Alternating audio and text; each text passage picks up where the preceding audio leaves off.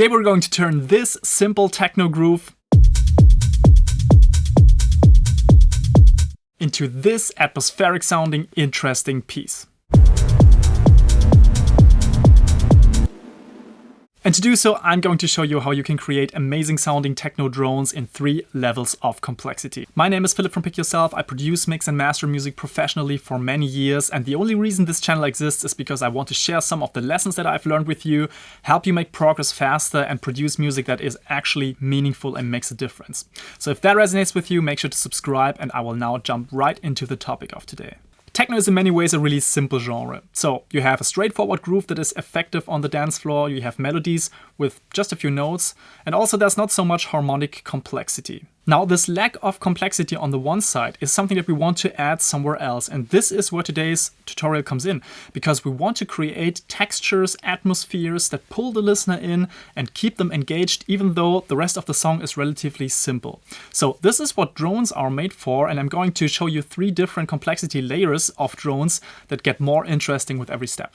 So here is our techno track. We have our kick, rumble, hats, and some shakers that surround it. So the first question we need to answer here is, what even is a drone and why would you want to add one here? So a drone in music is defined as one continuously playing note or chord that just stays for the entire piece, or at least for large chunks of it. Why would you want to add something like this in techno? Well, I think the main purpose is to just create a sonic bed, a foundation on which you can build the rest. It creates a really nice atmosphere, and I like to use it to just set the tone for the entire piece. So let's check it out. For my drones, I prefer to use wavetable oscillators, and the stock plugin, the Wavetable Synth in Ableton, is fantastic for that. You don't need something fancy. If you have Serum, it's totally doable with that or any other wavetable oscillator, and I'm going to show you what to do inside the plugin. So the first thing you need to do is you have to draw one really long standing note. Now, why did I choose A here? Well, pretty simple, because the foundation of the track is a sub-rumble here that is in A minor. So obviously you want to use something in the drone that doesn't get in the way of it. It is possible though to create interesting drones that are in a different note compared to the root note, but I think it takes away from the power and the impact in most cases. So I would start with the fundamental note of the track and then maybe stack other ones on top of it later on. So let's go into Wavetable here and take a look at the different settings. So I'm using just one oscillator here. I am here using this sub-wave, sub-1 it's called, from the basic wave pack. And this sounds pretty cool. I'm going to play it for you quickly.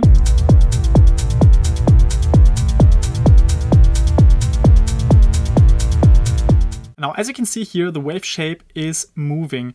What you have to do here to get this into motion is you have to go to the modulation sources and map one of these LFOs to this parameter here. So you go to the matrix, you choose your wavetable position of oscillator 1, and then you basically can change the intensity here. And this is where you select the starting point. So starting point of the wavetable is around here, and then this is the intensity. So now if I play this, it's gonna move. If I move it up, it's starting already more intense. If I move it down, it's obviously more muffled. The other thing that I've mapped this LFO tool is the filter 1 frequency. So this is this here. So relatively smooth, 12 dB per octave filter. And what the LFO is doing is basically just moving the filter around a tiny bit, and it's moving more or less in sync with how this wavetable is changing. So most people actually get one thing wrong when it comes to wavetables. The big issue that I see with wavetable synthesis is that people are just too lazy to use the modulation sources. So here you can select whatever you want, an envelope or an LFO, and then in the matrix you can map it to different parameters. So if I want to, for example, increase the resonance, for example, here of this filter, it will pop up here. And then you can map an LFO to control that. And then it's automatically, when you play, it's going to control this depending on the speed of the modulation that you select here. So you can select the shape of the LFO, you can change the rate, so it's faster, slower. So this is kind of the thing that you can change here, and a lot of people don't take advantage of this enough. And there's obviously also the other extreme that people are overusing these modulations and try to modulate everything. So I think tasteful modulation is the key here. This is what makes up a good sounding drone, especially with this type of wavetable synthesis. Here's something to pay attention to. I've also put this unison setting into shimmer. So unison is just basically a detuning of the different oscillators here, and you can decide how many voices you have, the amount of the unison, and I tried to also keep this not too crazy so that the drone stays in the background but adds nice texture and atmosphere and is kind of evolving a little bit. Alright, so this first drone was quite nice, it gave us a foundation, but it's still kind of sounding amateurish, let's be honest. So let's take this to the next level and add a few layers of complexity to this drone. One of my favorite ways to make techno drones more interesting is to add synth layers on top and below that kind of surround the fundamental one. And you can do this by slightly detuning them in interesting ways. There has been a lot of research going on, and a composer called Lamonti Young, for example, has written an interesting paper on that. I will link to it below. And he figured out that there are certain ratios between frequencies that make for interesting drones. So if you want to nerd out on this, check the link below. So let's now listen to the second drone and then we'll talk about what happened here. This was the first one. Second one. So as you can tell, this is much richer in texture. It's more interesting. It's also like even darker. And to me, it already has like a very, very professional tone to it. It's not as cool as the last one that I'm going to show you in a minute, but let's first of all dissect what happened here. So the first oscillator is exactly the same, but I've added a second one, and as you can notice, I've detuned it 12 semitones above, so it's basically a whole octave above the original one, and then I added a little bit of detune still to this, so that it's not exactly an octave, but a little bit above. You can do this here.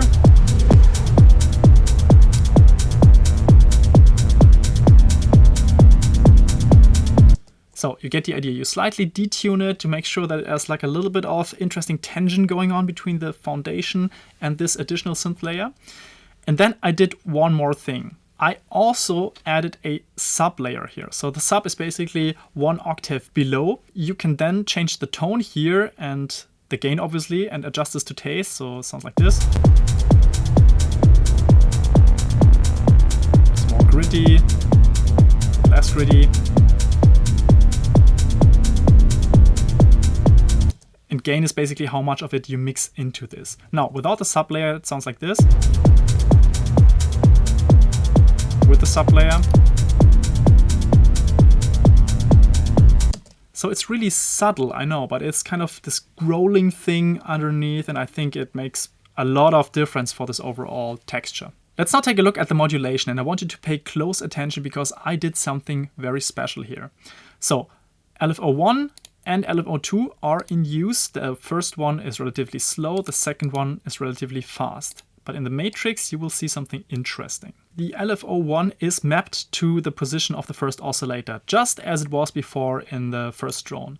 But here, it goes into the negative direction even more aggressively on the oscillator 2 position. So when this one, the first one, is moving in one direction, the other one is moving into a different direction. Now, I also used a slightly different wavetable, but both of them have a similar starting point and relatively similar end point. So it starts really muffled and ends really bright. And so if they are moving against one another, this creates an interesting, almost evolving phasing texture. So let's take a listen to that and see what happens. This is moving in this direction. It's moving into the different direction. So this is a really cool way to create interesting evolving drones. Now I obviously also adjusted the filter frequency again, but the question is now what did I do with the LFO2 that is going really fast? So LFO2 is mapped to oscillator 2 pitch. So as you know, I already increased the detune a little bit. So it's called detune here, but it's called pitch here, which is a little bit confusing. But what I'm doing here is I'm creating a really, really quick pitch drift. So the fine-tune pitch is drifting around the actual note that I selected here. And this adds to this kind of swirly feeling. As you can see, LFO is really fast here.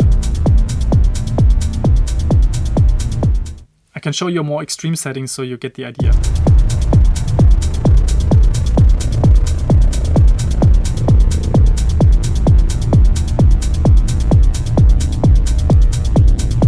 Alright, it's finally time to reveal my favorite technique for creating awesome techno drones. But before we get into this, I have one more gift for you. I know that so many producers out there struggle with finishing music consistently at a high level. So if you currently don't finish one great sounding song per month, then I have something for you. It's called the Finisher Framework. It takes you to exactly that place of finishing music consistently at a great level without sacrificing quality, without using any fancy techniques.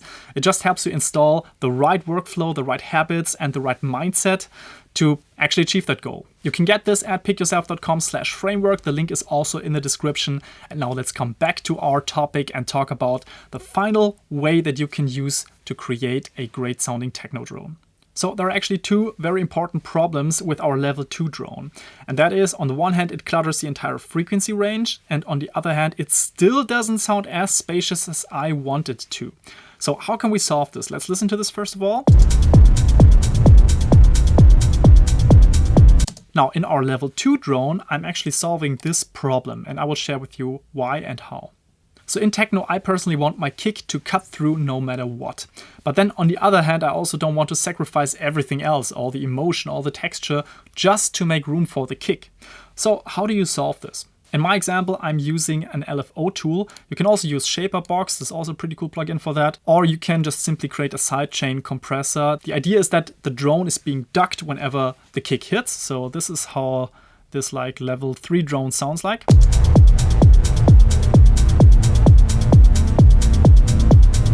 And as you notice, I'm not like taking everything away. So this would be everything.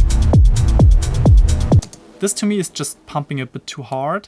So I'm always having a little bit of the drone inside the signal path, and then it's like slowly fading out here at the end. But then, and this is really interesting, there's also a slight reverb tail happening. So I created a send effect here, and I created an interesting effects chain that this leads to. So we have, first of all, an auto filter. Now, why did I put this in here? Since I told you that I don't want everything to be cluttered, especially in the low end, I filtered out everything here from the very bottom end with a relatively steep filter. I also used the MS-20 type filter with a little bit of drive, just because this adds character to the reverb delay path. And then I fed this into Replica. Replica is just my favorite tool for creating delays and delay reverb combinations. So this has a diffusion setting. You can get to similar effects when using the grain delay in Ableton, for example, or any other of granular type delay is also fine.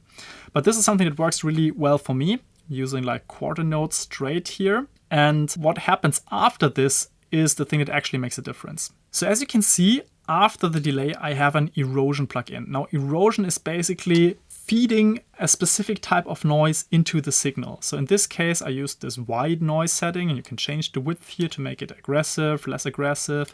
The amount of it is like the intensity. And then you can change the frequency. Why is this moving? It's because I chained this LFO here. So you can map the LFO here with this button to the frequency.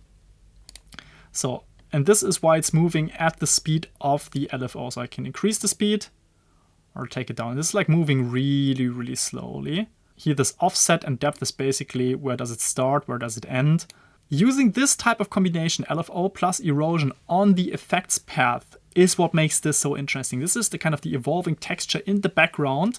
So you have the two different oscillators of the wavetable synth that are kind of feeding against each other, kind of moving around a little bit, phasing, and then you have this reverb and delay tail that is basically then being shaped by the erosion plugin. This is a really, really interesting way of creating this evolving texture that you actually want from a techno drone.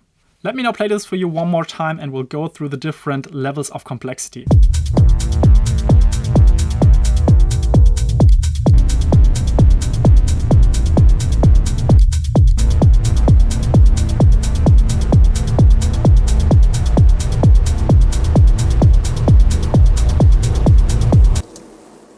So I find this very rewarding. It's a super nice techno drone, and I hope you got something out of this. Alright, I hope this was helpful to you. Please leave a comment below and let me know what you think. If you have any follow-up questions, just post them there. I'm really active in the comments, and I would love to see you in another video soon.